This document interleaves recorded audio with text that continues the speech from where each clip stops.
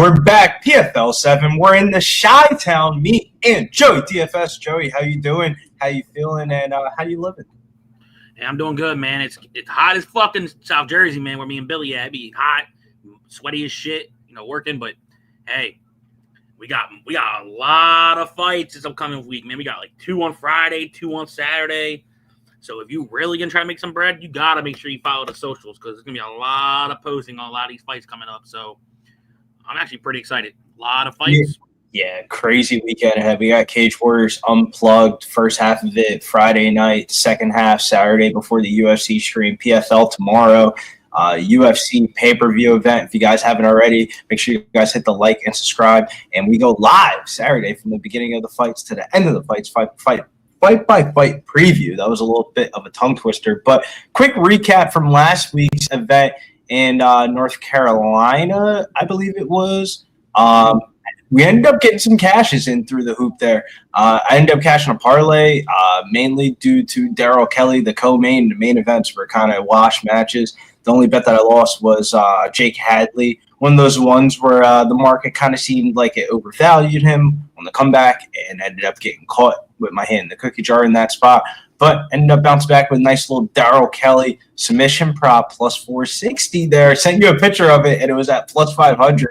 And by the time I could even put money on the book, it was at plus 460. So that will definitely boost the average line for the rest of the year for me. Joey, how about yourself? How'd you do last week? Yeah, I definitely made PFL my bitch last week. And personally, I hate it because, I went money lines. I went safe. I still cashed. I was good. I even said, look, I had a 2-leg of Mech and Kelly. Somebody asked me, yo, how you think about their methods? I'm like, they're probably going to win by submission. What happened? Both motherfuckers won by submission. I was like, of course I didn't fucking parlay both. That would have been fucking nice. But Mech and Kelly was absolute free. I live bet Alfie Davis over Brent Primus. And then the main event, I should have put a lot more on it. It was absolutely free. The old boy Rabadonov to win by knockout. That was absolutely free. Yeah, I mean, the betting odds were pretty high for it, too. I was shocked to even see Kevin Lee even be the fight replacement. But talk about fight replacements and fight announcements. We got a PFL card for this week here, and that's the reason why we're here. Light heavyweight division, we're started off with Rafael Xavier versus Carl Albertson here. Joey, I'll let you take away here with the curtain jerker of the night here at the light heavyweight division. Are you going with the German power puncher, or are you going with the Swedish native? So I'll just say this, and I'll keep it real. I'll make it sweet. If you're going Xavier, he's not going to win a decision. He's not a decision winner. Even though if you look at his one past fight versus what's his name, old boy Simon Powell, was a split decision. It could have went either way, but he primarily goes in there and try to go finish people. And now Albertson, at one point he was looking like, oh, Albertson might be all right. He might be good. Then he kept getting finished. I know that line is climbing up for Xavier. I see minus 200. I'm not touching that line minus 2. But if you are going to touch the side, if you're going Xavier, I'll just play the inside the distance or the knockout prop. Roberson's durability is a big key to why he loses so many fights. 5 out of 7 losses are inside the distance for Carl. But if you told me there was a decision, it could be Carl's experience if he survives the early storm from the German power puncher. I'm probably not touching, but I'm actually going to go the dog here. I think if the dog does weather the storm, I think he has more ways to win the fight. Can mix in with grappling and top pressure. He's a decent striker. He's just one of those guys. Yeah, he could be winning the fight until one punch lands, and then he goes on his back skates. No bet, but I'm leaning the dog. Yeah, I'm kind of leaning towards Albertson as well. Xavier doesn't have the shiniest record, but he does have the power to knock your lights out in these fights like he did in the Octagon MMA, where a majority of his wins came from. This is kind of like a man in the mirror type of fight for Albertson, who has kind of looked like he's slowed down his last couple of bouts. Like he's accrued a lot of experience across different promotions, but losing to Chuck Campbell last year isn't a good look, and then followed up by the Simon Powell knockout, where it kind of looked like he was athletically outmatched in that spot.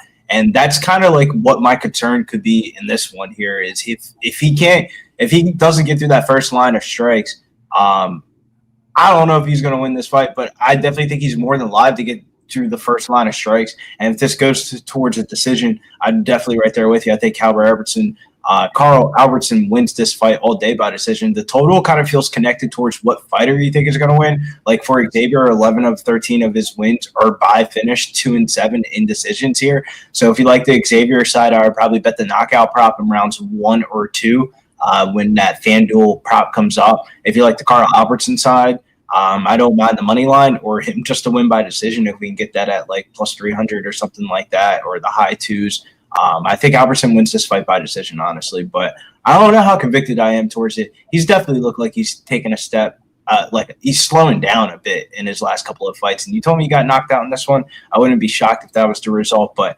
I go back to the Dolvid days where I was betting Carl Albertson at minus 180 and minus 195. So when I see a price tag at plus money here, it definitely makes me appeal. Line open up at minus 136 all the way up to 170. Probably see some two-way action come in on that one as the fight week goes along here. But heavyweight division, Oleg Popov versus Rodrigo Nascimento. Babley was almost able to pull away that win in his last fight in his PFL debut. Rodrigo Nascimento displayed some good clinch work and somewhat durable for fighting at heavyweight. Popov isn't the most finishing type of fighter, so he doesn't have like the widest margin of victory in his wins. But if he can't get his wrestling and clinch work going, it does look a little bit sketchy like it did in his last fight, but his fighting style is very effective enough to win damn near 17 fights in a row before he lost that fight against Dennis Goldstoff where he took him down early and then got caught by that arm triangle. I wasn't too impressed by Nascimento's UFC run, and I don't think he'll be able to beat Popov here. I thought Popov was the best heavyweight on the roster since last year. I like Popov on the money line as a parlay piece. Popov to win in over 1.5 total rounds, that was sitting at minus 138 as the same game parlay at Bet365. And I think the best bet in this fight is fight goes distance over 2.5. Yeah, I do agree. I'm also on Popov. Nascimento had a split decision close fight with the short England guy. I don't know why I'm blanking his name so bad. Badly. Yeah, there you go. And I almost put a bet on that fight. But I'm like, look, I don't know shit about the less experienced fighter, so I faded it. But if you are on the Nascimento side, you're hoping that he does stop takedowns early, potentially tires out Popov. But I just don't see it. Like, Popov, is he the most entertaining? Fuck no. Yeah, even when I say that, he has 12 wins out of 12 wins out of 12 finishes out of 20 wins. I can't even talk right, Jesus. But he has finishes. He has 9 knockouts. And if you know anything about Nascimento, especially his time in the UFC, 2 of his 3 losses are by knockout. I'm not saying Popov's going to do it on the feet. Maybe ground and pound, maybe. But no, I honestly think I do prefer Popov as a moneyline option in a parlay. Method, I'd probably say decision. He's 8-1 on the decision. But I don't know if PFL does bonuses. I'd be trying to go for knockouts, man. Like, fuck that shit. Like, I don't want to go for no decision. I want to try to get the extra check in my pocket. But Popov he's one of those fighters, like, look, I don't care if I'm entertaining. I don't care if I'm boring as shit. As long as I fucking win, I don't give a damn. So, yeah, that's why I like Popov here. And if I had to pick a method, I'd probably say decision. Yeah, I'm right there with you. I like Popov by, I'm going to say unanimous decision. I'm not high on Rodrigo Nascimento, even though I did pick him that last one. Next fight, though, lightweight division. Baggio Ali Walsh versus Ronnie Gibbs, a.k.a. the grandson of Muhammad Ali here. I'll let you take this one away here. This one should be pretty quick and easy. That's what she said. But ideally, yeah, it's Ali. I think he's going to knock the guy out, and maybe probably in the first round. Gibbs is usually a 45er. This fight's at 55. So Ali Walsh, he's a big 55er. I didn't know how big he was until I saw him. And I think he gets him out of there early. Gibbs, he is hittable from what I've seen outside of other fights. Like the one fight he just won, he was getting his ass kicked until he wasn't. That's not going to happen with Ali Walsh. PFL's been doing everything right and proper, building this guy up properly, and I think this is going to be another knockout win. Yeah, this is kind of like the Bo Nickel of the PFL, but when I say that, take out the resume of the wrestling credentials and more of just how they're matchmaking him. Like, very rarely do you see PFL have amateur fights. but when you're Muhammad Ali's grandson, exceptions are made. He's only been pro for about a year. His last fight was a debut knockout that he was really looking for. After seeing him dispose of some easy oppositions throughout the years on the, I would say, the amateur scene, I mean, we've seen him go to decision before in his pro debut. Training at Extreme Couture should only help his wrestling. Without a natural background in wrestling, I would say that would be really my only concern about Ali Walsh is his grappling and his submission defense. Haven't really seen that really be on a high display yet. But luckily for him, he's taking on Ronnie Gibbs. He's not the worst fighter, but the writing's kind of on the wall here. 145 or going up to 155 to make sure that he ain't missing weight for this one. And Ali Walsh was towering over him at the weigh-ins. I think it's going to be a quick, easy knockout. Knockouts rounds 1 or 2 for Ali Walsh is probably the way to play this. Interested to see if we get this as a 2.5 or under 1.5. 1.5, I would be kind of shying away from. 2.5, I definitely think 2.5 is in play. But I do have a little bit of betting bias with the Alexi Pregande play, not cashing ITD wise. Not one of my fondest memories of the season so far. Playing a minus 168 ITD prop that ends up going towards a unanimous decision, but the referee kind of fucked me over in that one. But what I'm getting towards is like, just because you see these big price tags in PFL doesn't always mean that they're just going to get a finish in a showcase bout. He's supposed to finish them. He should finish them, but you never know. It's MMA. And you know how this game gets played. Heavyweight division, Vladimir Moldavsky versus Alexander Romanov. Man, yeah, I couldn't do that again even if I tried to. Joey, take this one away here. How do you feel about these two heavyweight boys? Thank God you said it, because if you asked me to announce this fight, I'm like, nah, bro, I'm cool. I'll just go with 2 first names. Fuck the rest of that. This should be a good fight, but I'm gonna say something. Valentin, going back to watch his fights, he lost 2 fights to old boy, and now he's going against Romanov, who's a big heavyweight, strong wrestler, good grappler. The only thing that sometimes Romanov is, sometimes it's cardio or his mindset. I remember when Romanov came into the UFC, everyone was thinking, "Oh shit, we just got the European Brock Lesnar in the UFC."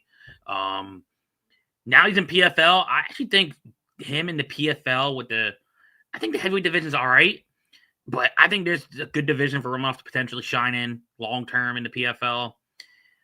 And I'm gonna say this right now. I'm planting my flag on Mr. Alexander Romanov. I do think he's going to be the stronger fighter in this matchup. I do think he can get the wrestling and even get some control time over Valentin. And I think maybe he can get a submission. I don't know if he knocks him out. Maybe he can try to lose him up with some ground and pound. But I think maybe almost like a head and arm. It wouldn't shock me. Maybe round 2, round 3. Because I think round 1, Valentin's going to try to circle and try to stay away off the cage. And once Romanov does find the distance and get inside, I think he's just a way stronger wrestler. And he's going to win minutes on the ground and definitely try to tire out. Look, by the time this fight starts, Romanov's probably going to be almost 280 pounds. Probably 290. That's a big boy. And, yeah, I got Romanov, and majority of his wins are inside the distance. Yeah, he has 3 decision wins, but 16 to 19 inside. I think he can get another inside the distance here, and I'm going to go by submission.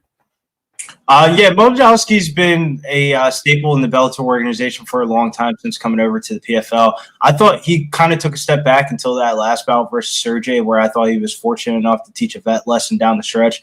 Romanov is really a fast starter, man. Like dating back to his fights in the UFC, he gets off to a very hot start in these fights, and he's became a better striker on the feet. And if his cardio can hold up in this spot, I definitely wouldn't rule him. I kind of look at the fight differently. Like, the reason why I like Alexander Romanov is because I think he wins round 1 at a very high clip, and then at that point, you just have to win one of the last 2 rounds. Cardio-wise, Vladimir Moldavsky's cardio is 10 times better than Alexander Romanov. That's not even a question. It's just more of there's a sizable weight difference between these two. Like, Romanov's at 264. Moldavsky's at that tweener weight of 237. That's what they both weighed in at. Moldavsky's going to be way faster on the feet, just right off alone, just carrying damn near 30 less pounds. But that might be what Alexander Romanov needs to do to get inside the clinch. I think the clinch is going to be Romanov's best friend in this one.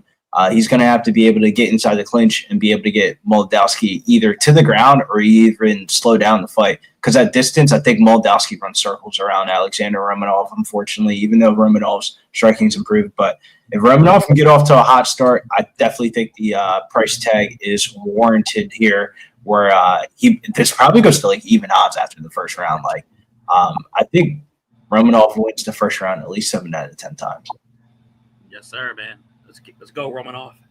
Romanov, one of my favorite heavyweights. But light heavyweight division, Antonio Carlos Jr. versus Simon Powell. Wait, Joey, I'm hearing a little bit of feedback on that mic. I'm a fan of the total in this fight. Carlos Jr., he's like a vet of the weight class and in the promotion itself. When he's on the ground, he can submit anyone. It's just a process that it takes to get there. Like, he's taken a lot more damage, and it seems to be like on the cups of being knocked out sooner rather than later in one of these upcoming fights. And with Powell, it seems like he's the particular prospect that has the height, reach, and striking ability to knock Carlos Jr. out. While his takedown defense has improved, I kind of don't trust his submission defense enough. There's going to be prop of the night for me. I like the under 2.5 in this fight a lot. Like, I could definitely see Simon Powell win this fight by knockout or either getting submitted. I definitely think the variance falls into the favor of violence here in this one. How do you feel about the total? And do you have a decision on the side here, Joey? Because I really like the under 2.5. Like, this is one of my favorite totals of the night. If I get an over under 2.5, I'm definitely playing the under. As you said, I'd be very fucking shocked if I see a judge scorecard on this fight. If Simon Powell keeps it on the feet, there's a high probability he's probably going to knock is his nickname Shoeface? Yes, sir. Carlos Jr. Shoeface, baby. Okay, Shoeface. I remember him when he was on Ultimate Fighter Brazil or some type of bullshit. And yeah, he was like one of the better prospects in the UFC. Went 7-5. So he still hit over 500, so that's good. But as you broke it down, like, Carlos 35, prospect 26. If you do that, bullshit math, where like, when you're 6 years or more, the prospect does tend to show up. I do like the under. If I get the under 2.5, I'm more likely going to try to attack that some way. But I gotta go. I gotta keep going, my boy Powell. I didn't realize how the face off. He said only 3-inch height. I thought it was bigger. And he already has a 6-inch reach advantage, and he's going to have the power advantage. And I think maybe late round 1, round 2, if Carlos can't really get close to range, I think that's where Simon Powell's going to find the knockout shot. I feel like he finds the knockout shot inside the clinch. Like in the Carl Albertson fight, Carl Albertson was able to basically neutralize the clinch he used the clinch to neutralize the reach advantage. And then the second round, when he tried to repeat the same exact process, when he got in close, he just took a lot of fucking damage. Like, it was like an elbow series with a bunch of strikes. And then that kind of like really changed the tide of the fight very quickly. And that's kind of how I see Antonio Carlos Jr. getting beat up in this one is for him to wrestle somebody, he's got to get close to him, grab him, feel him. And when he grabs and feels, punches and elbows can go back the other way. Like, seems like one of those ones. Rashir Fleming just gets drafted too. Shout out to my boy from Camden, man. Camden native. Sure. South Jersey in the house. But let's talk about some motherfucking scraps here. Middleweight division, Dalton Rosta versus Aaron Jeffrey. Joey, I'll let you take this one away because this is another one where I'm super biased. This line open up plus 104 for Dalton Rosta all the way up to minus 142. Minus 130 or minus 142 on the opener for Aaron Jeffrey, all the way down to plus 110. Aaron Jeffrey keeps on cashing in as an underdog price tag. Do you think he comes back through, or do you think that Dalton Rosta gets his hand raised in the rematch here? If I was able to get Rosta at plus money in this fight, I would have took it in a heartbeat. I wouldn't have thought about it. I know this is a rematch, and the first fight, Aaron Jeffrey made Rosta look like, yo, kid, work on your striking because you look one-dimensional as fuck. From what I saw from today. And Rosta, ever since that loss, his striking has kept improving. I know he originally was at primarily a wrestling camp in PA in Pennsylvania. Then he moved down to American Top Team in Florida to get the way better looks to develop his career. So I think Rosta in the rematch, I think he is going to, mix in some striking a little bit to where he can get Jeffrey down and I think this is more of a. I don't know if he finishes because the last person to finish Jeffrey was Brandon Allen. Is he the grappler of Brandon Allen? Fuck no. Did he have a sneaky submission where you told me against Sai where I know he was my flag? And I didn't. If you told me, old boy Rosta was going by sub, I was like, yeah, you bullshitting. Man, he put that submission on Sai, and man, I felt good to be American that day because I cashed big on that bet. And yeah, I'm going back to my boy from American Top Team, PA, represent. I got to go with the American wrestler, Mr. Dalton Rosta. Probably by decision. The squad got paid out in Dalton Rosta's last fight. Remember, that was flag play. Jeff parlayed it. We ended up playing it on a straight at Caesars before it went to minus money. Line movement in that fight was ridiculous. But even though there's a rematch of the fight from Bellator where Jeffrey's cardio came down the stretch, this meeting might go a little bit differently. Like, I feel like since that meeting, Dalton Rosta's cardio has definitely improved and his confidence has improved since their first meeting. And that might be all he needs to regain the advantage within the control of this fight. Jeffrey's last fight versus Ramazanov was a good showing, being counted out betting odds-wise, but I felt like Ramazanov showed that he wasn't a true 185er moving up a weight class after getting knocked out the season before against Musayev. This is just one of those ones where I just like Dalton Rosta to win this fight over 1.5 total rounds. That was minus 110. I think Dalton Rosta ends up getting his hand raised in the decision. Don't feel crazy confident about it with the rematch aspect of everything, but I think fight goes the distance is probably the best spot in this fight. Fight goes the distance is probably parlayable in this spot. I like Dalton Rosta on the money line, him to win by decision. SGP wise, Rosta to win in the over 1.5. Even I don't want to keep on counting out Aaron Jeffrey, but the last time I could see it happening, this time I don't know, man. I feel like Dalton Rosta's momentum is just at the right time right now. He was preparing for this fight. It felt like all season he's been clamoring for this fight. Hopefully he gets the job done here. But let's move into featured bout of the night here. Bantamweight division, Sergio Pettis versus Rafi and Stots. Two former Rufus Sports training partners are going at it. And that makes me not too attracted to this fight. Feels like a position where both fighters were left without a dance partner and a new organization, and it kind of made sense to keep making money here, so why not fight each other? How would that translate inside the cage? Maybe when they're in Bellator, we saw Pettis reach the belt with Stots really helping him by his sides. Stots is a stout wrestler and a true striker versus wrestler type of scenario. I don't think that warrants minus 230 with the familiarity between these two. I think fight goes the distance, even a shot at Pettis to win by decisions to kind of a way to go. When I first looked at this fight, I thought Rafi and Stots would be a good parlay piece. But the more and more I kind of think about it, dude, if you're his wrestling partner, I would imagine you would know the entries and the different tricks of the trade that he's going to try to do against you. And striking-wise, I think Sergio Pettis is a way better striker than Rafi and Stots. I think I got to spin the block and go Sergio Pettis here, money line or by decision. Another fight goes the distance here that I like, but I like Pettis. Tell me if I'm crazy or not. You're not crazy, and I didn't even have to do too much of research. I know about two of these fighters. Another one, that man Stots made me some bank in his last fight. I had to wait to the third fucking round for him to get that submission prop I had, and I was like, oh my God, wrestle. Finally wrestles. He got it. I think that prop was like +3, +4, and that was, I love it. Two teammates, striker versus grappler. Both fighters have seen each other in the gym a lot, and Stots even said this. I give him credit and respect. Look, yeah, we're teammates. We're moving that to the side for this fight. Made a best man win.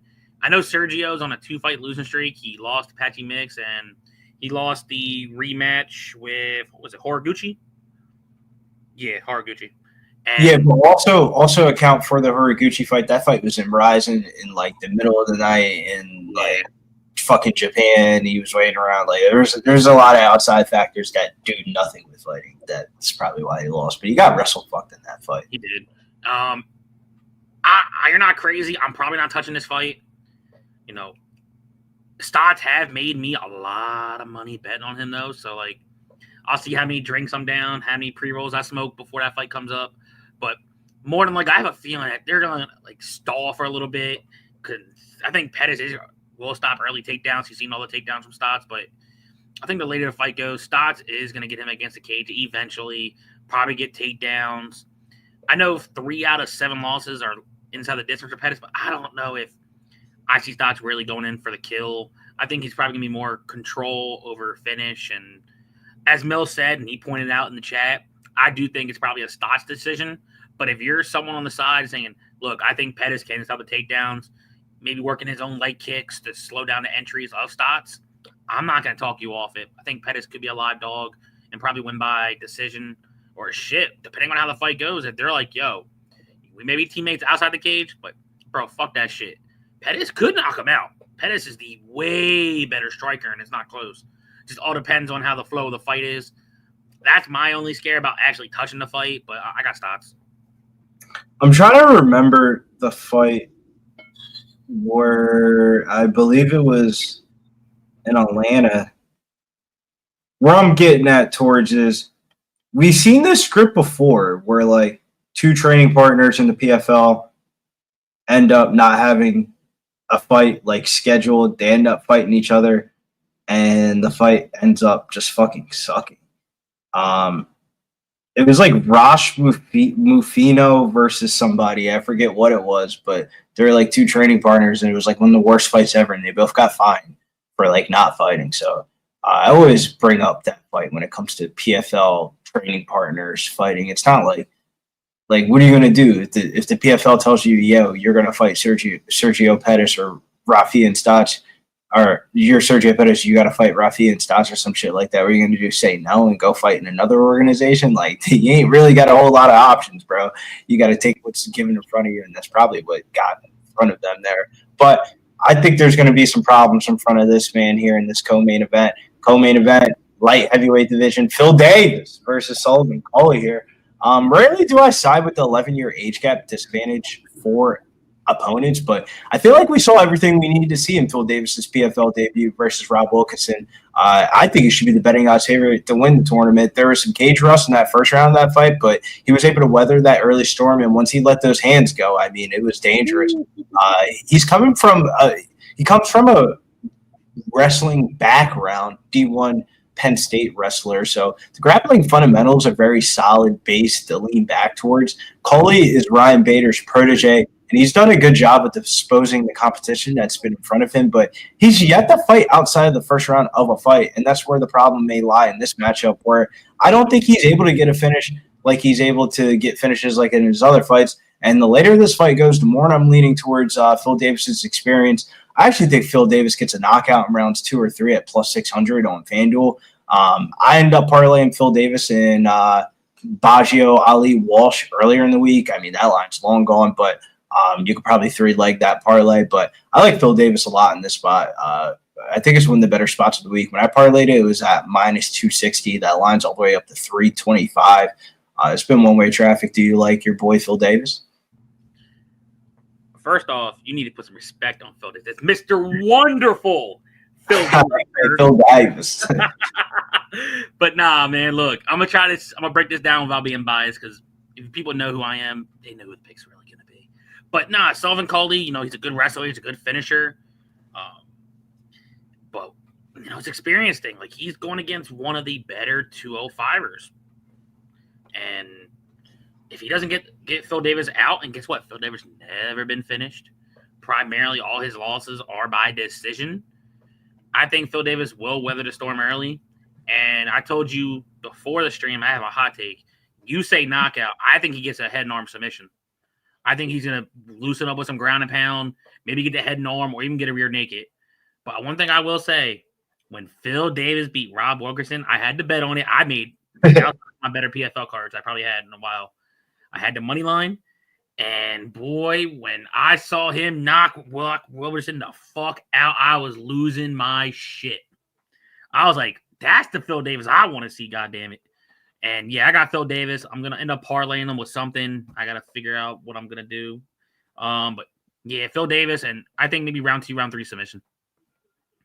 Yeah, I like it. I forget, what was the fight? Lucas Traynor, maybe? It was the one after Traynor. It was round 1. Lucas Traynor submitted him. that fight felt longer than round one, but that's like a prime example of like you rewatch that fight. Sullivan Cauley comes out hot. Trainer so fucking big in like body stature himself that I mean, how many times are you really going to take that guy down? Probably not a lot. And he wasn't able to take him down. The tide started turning in the fight. He became the nail, and Trainer started doing the hammering, and Sullivan found his fucking paycheck and got the fuck out of there. Like I can definitely see that happening again. Confidence-wise, he's definitely going to have a lot of high confidence. But I also thought that he got lucky in this first go-around with all the opponent switching and stuff like that. I mean, the way that he's disposed of his opponent in the first round of this tournament, kind of got lucky. Like I had a Sullivan Cauley play. I liked the first round, but I think Phil Davis is just going to be too much here, man. Phil Davis is looked the way that he beat Rob Wilkinson was very fucking impressive. Of like, as soon as he let the hands go, the fight was over. It'd be interesting to see how this fight will go. But main event time, middleweight division. You talk about the mighty have fallen. Man, we talked about Fabian Edwards and input, and I had to lean towards Fabian, end up betting it the night of, but to see this price tag at 450 is fucking wild to me. Joey, what are your thoughts and opinions here? Probably a fight that I'm not going to bet at all. Yeah, I'm probably not going to bet this either. Josh Silveira, I know he's the son of which owner, Jim? Is it not American Top Team, is it? American Top Team owner, the old Brazilian dude that used to, I don't want to say fuck on American women, but that's the only other word I can. But I know you, man. Yeah, I think this can be a good fight early. I know 12 out of the 14 wins for Josh are inside the distance. Fabian, I think he is going to have to weather an early storm because Josh does come out aggressive early. With the first, like 1.5, he's going to stay in your face. But if he can't get the finish, and this is 3 rounds, right? For main event? Yeah, PFL is always 3 rounds. I always get confused with that. But yeah, I think if Edwards can survive the onslaught early, I think he's going to use his faster striking and combinations to keep Josh at range. And I'm more leaning Fabian by decision. But if you're telling me you think if Josh can maybe try to bully Edwards and maybe even get him down, because I think if he does get him down, he's the superior wrestler and grappler. And I think that's what his game plan should be. Close distance, get takedowns, work his top pressure. If he can't do that, I think Fabian's probably going to win like a point decision. Hit and move and just dance around. Yeah, I thought one of the best fights in the first round was Edwards versus Impa. Striker's delay type of matchup where Edwards got the better of it. He was able to finish the former champ, and the champ was definitely hopeful moving down to his true weight class at 185. I thought we were going to see the best version of Impa, and Fabian Edwards just disposed him in the striking, showed a lot more class, patience, and more precision. But just like his brother Leon, both of them, they struggle with wrestlers. And if you get them in a striking fight, that should be a fight that they should be favored in. But Silveira is one of those wrestlers that might have fallen in love with his hands a little bit too much. We were talking about that all last live stream on Saturday. But if he goes all out early in this fight for the game plan at American Top Team, which I would imagine would be wrestling, he's definitely live to get takedowns and control time early in this fight. And that's going to play dividends later on in this fight when they both get tired.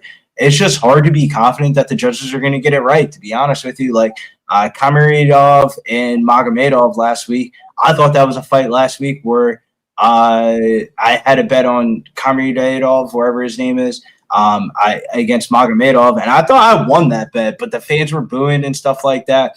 And there's definitely an emphasis on damage versus control in this matchup of like Josh Silveira goes 15 minutes in this fight. I don't know if he's going to be able to land enough damage comparably to the way that Fabian Edwards lands damage on the feet, but the control time opportunity is definitely there for a backdoor. This kind of seems like a parlay buster in my opinion here with Fabian Edwards being at such a big favorite after being such a big underdog. Like I wouldn't be shocked to see Josh Silveira win this fight at all. Like Josh Silveira, son of the American Top Team guy. I mean, his only losses have really been the Ibikasaganai in this promotion. He's gone down to 185. He's going to be big as fuck in there to be able to get the grappling going. Like, when I start playing this shit out in my head a little bit, how many times have we fading Edwards' brother with a fucking wrestler, and why shouldn't we go back to the well at plus 330? It's just like, I just don't want to be yelling at my TV, wrestle. Shouts to Millie Mills. It says PFL wants Josh to win. They tried 3 times for him. Yeah, no, I definitely agree. Like this definitely feels like a PFL card.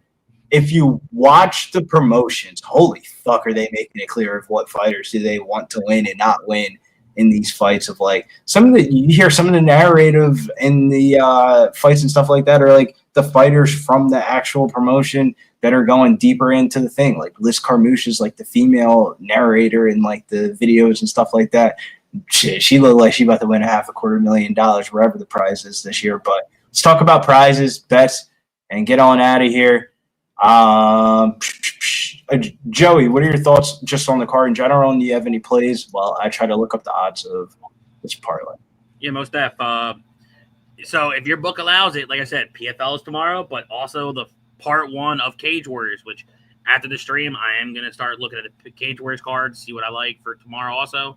Maybe I'll parlay a little bit of Cage Warriors with PFL, see how that works. But if you don't get Cage Warriors, I do have a little 2-leg for PFL I like. Just 2 money lines so far until props come out. It's Popov and Phil Davis -142. Just a 2-leg. And my Planet Flag, if you guys missed it, is Alexander Romanov. You can get him at +150. And like I said, I also think he wins by submission. So I might have to bring that little submission prop. And let's see. Hold up. Before we go up, yo, what's up, Team Moss? I see, Big Show, Justin Vargas, or fucking MMA Locker Room, Millie Mills. They want Thad Gene to win. Now, look, I'll tell you right now, thinking about Bad Gene, I'm getting my tickets for that card with Thad Gene and Logan Sterling. They come to my backyard. I can't miss out on that. So I think Billy's gonna try to go. I know for a fact I'm going. 100%. Like I said, I'm gonna book my room probably this week or next week, and then I'm gonna get my ticket. And I'm definitely not missing out. I've never seen a PFL card. That's the one organization I've not seen. So I definitely can't miss out on that. Ever since Danny told me, they just don't fight in Orlando. They travel. I'm like, oh, shit. All right, bet. Let them come to Jersey, see what happens. You remember when they came to Jersey for they came to Atlantic City for the COVID season, but nobody could watch the fights. It was one of the dumbest things ever. But 3-leg parlay I'll give out for the PFL card. Oleg Popov, Baggio Ali Walsh, Phil Davis, -117, 3-legger. And I have a lot of fucking Cage Warriors plays this weekend. It's Cage Warriors Unplugged, meaning it's a 2-day event. International Fight Weekend. They hold it every year for Cage Warriors Unplugged. The Friday night and Saturday night before the UFC event, it's basically all the prospects on the Cage Warriors roster that they're really trying to help promote and get more fights and stuff like that. And I have a lot of plays on tomorrow's card. My favorite play is going to be Charles Joyner at +110. I'm backing my fellow Aussie mate there. He's going to have a huge size and reach advantage over Neil Ariano, but Charles Joyner looked like shit in his last fight. Everybody was getting back on the Charles Joyner wave a little bit, and he looked like shit in his last fight. He got knocked out by the dude that beat DDP in the South African regional scene, and it kind of looked like a spot where he was supposed to win that fight all day, but it seems like the market's just undervaluing him in this spot. +110 for Charles Joyner for some of the price tags that he's been at in other Cage Warriors fights is pretty crazy. And then the other fight that I liked on it was Francesco Mazzio. I bet him on the Dana White Contender Series over the summer. I got fucked. I got to spin the block, make some money back on that one. And the other one that I liked was Aiden Lee +105 against Alexander Loof. That fight's going to be a fucking banger. But I think I hate saying the word lock, but the lock of the card is going to be Adam Darby versus Tato Primera. Adam Darby's going to fucking smoke that guy. Yeah, that's the one fight I know who the hell it is. So I'm like, yep, that's going to be the one bet. I'll definitely get to the window too. Man, fuck. The Hornets just picked Colt Burner. I thought that's a good pick for them after getting rid of Mark Williams. But until next time here at Pub Sports Radio, make sure you guys check out the YouTube shorts. We're posting a lot of shorts, trying to keep up to date with the news articles and stuff like that. And a little bit of funny comedy behind it, led by Big Show Picks, best producer man in the game. And we got Dutch, Spoon Bets, Dabby Cab, Millie Mills, like all featured in on these shorts. Even just my 2 cents, dropping in some WWE plays. So there's a lot of action to be had this weekend. It's International Fight Weekend, and it all starts off with PFL tomorrow night. So make sure you guys hit the like, subscribe if you guys haven't already. Make sure you guys follow Joey at Joey DFS Betting, and make sure you follow me at GettingBills_ over on X. Till next time, we are going to get on out of here. Make sure you guys tune into the live stream Saturday. I believe 6:00 p.m. Ilya Topuria versus, I keep on wanting to say Alexander Volkanovski, but it's going to be Charles Oliveira. I can't get that knockout out of my head, and I think how that fight probably ends the same exact way. But till next time, we out.